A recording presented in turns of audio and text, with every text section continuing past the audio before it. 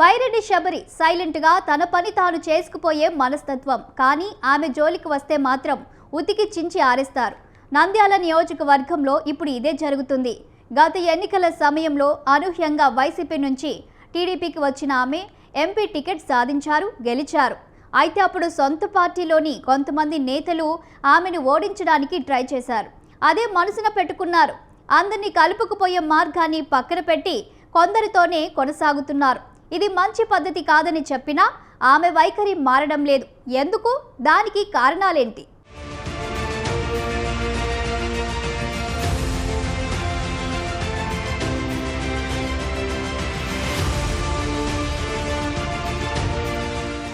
బైరెడ్డి శబరి రాజకీయాల్లో ఒకప్పుడు చాలా సైలెంట్గా రంగప్రవేశం చేసిన ఆ తర్వాత కాలంలో పుంజుకున్న నాయకురాలు.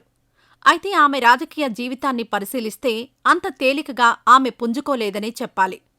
రాష్ట్ర విభజన సమయంలో కొత్త పార్టీ పెట్టుకుని ఉమ్మడి రాష్ట్రం లేదా కర్నూలును తెలంగాణలో కలిపేయాలన్న డిమాండ్తో బైరెడ్డి రాజశేఖరరెడ్డి ఉద్యమించారు. ఈ సమయంలో ఆయన జైలు పాలయ్యారు. అప్పుడే తొలిసారి శబరి రాజకీయ అరంగేట్రం చేశారు. తర్వాతి కాలంలో బీజేపీ తీర్థం పుచ్చుకున్న ఆమె గత ఎన్నికలకు ముందు వరకు కూడా కమలం పార్టీలోనే కొనసాగారు.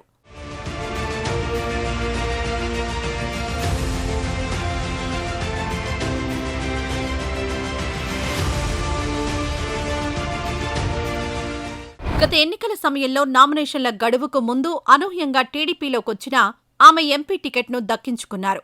అప్పటి వరకు శబరి రాజకీయాలు ఒక లెక్కైతే అప్పట్నుంచి మరో లెక్కగా మారాయి. నంద్యాల ఎంపీగా బయట ఆమె మంచి పేరు తెచ్చుకున్నారు. ప్రధాని నరేంద్ర మోడీ నుంచి కేంద్ర మంత్రుల వరకు కూడా శబరి మంచి ట్రాక్నే ఏర్పాటు చేసుకున్నారు. కానీ ఎటొచ్చి ఇంట్లో ఈగల మోత అన్నట్టుగా ఆమెకు సొంత పార్టీలోనే సెగ ప్రారంభమైంది. వాస్తవానికి శబరిని గత ఎన్నికల్లోనే ఓడించేందుకు కొందరు ప్రయత్నించారన్న వాదన కూడా ఉంది.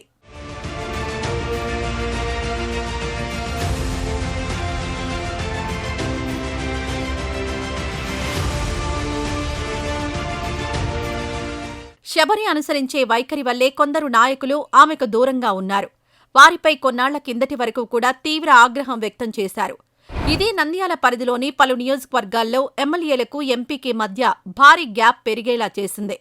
పైకి అందరూ కామన్గా నవ్వుతూ ఉంటారు, కానీ లోలోన మాత్రం కత్తులు నూరుతున్నారు. ఇది నంద్యాల ఎంపీ పరిస్థితి. అయితే తానైనా సర్దుకుపోవాలన్న ఉద్దేశంతో శబరి ఉన్నారా అంటే అదేమీ లేదు. సై అంటే సై అన్నట్టుగానే రాజకీయాలు చేస్తున్నారు.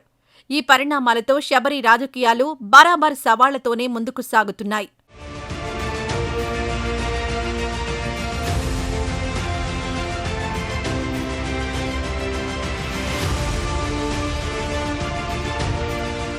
ప్రస్తుతం నంద్యాలలో చేపట్టిన సుపరిపాలనలో తొలి అడుగు కార్యక్రమం సమయంలో వెలుగుచూసిన వివాదానికి పునాదులు చాలా లోతుగానే ఉన్నాయన్నదే పరిశీలకుల మాట. గత ఎన్నికల సమయంలో శబరికి ఆర్థికంగా సాయం చేసిన వారిలో కొందరికి ఇప్పుడు ఆమె సాయం చేయకపోవడం కూడా దీనికి కారణంగా మారింది. వీరంతా ఎమ్మెల్యేలకు అనుకూలంగా ఉండడంతో పాటు శబరికి వ్యతిరేకంగా చక్రం తిప్పుతున్నారు.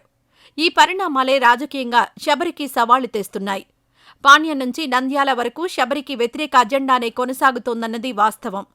అయితే సమస్యలను ఎదుర్కోవడం తనకు కొత్త కాదని చెప్పే ఆమె వీటిని సర్దుబాటు చేసుకోకుండా సవాళ్లతోనే ముందుకు సాగేందుకు నిర్ణయించుకున్నారు. మరి మున్ముందు ఏం జరుగుతుందో చూడాలి.